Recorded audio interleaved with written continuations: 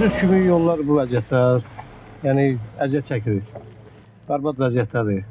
Yəni qardaşı, qardır da indi Allahla məsəl bu Allahla əstəğfurullah davaya çıxmamaq bu təbii şeydir də, yəni buna heç bir şey olmaz. Əziyyət də olsa Nasıl çətinlik yaradır? çətinlik budur ki, uşaqların dalınca gedirəm məktəbə.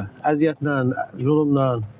Şükür Allah, şükür bu günə ki yenə də yəni əziyyət çəkirlər, çalışırlar, təmizləyirlər, yenə də yəni bu vəziyyətdə də. Buz bağlayırdı axşam. Əlbəttə ki, buz bağlayır. Bəli, hərəkət çətinlikdir. Eləyə bilmirik. Yəni boğazla, zadla səhər-səhər buz olub göndərmiş uşaqlar, indi gəlmişik gedir uşaqların dalınca.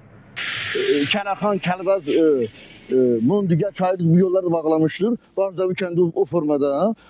Demək ki, ən yaxın yer Gəncəmirən kəndidir. Orada da demək ki, dünən gələ bilməmişlər uşaqlardan məktəbə çoxu. Bax, məsələ bax bu formadadır.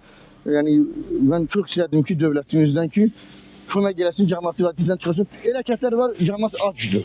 Kürək ala bilmirik, ölçü gətirə bilmirik. Su yoxdur, qarı əridirlər.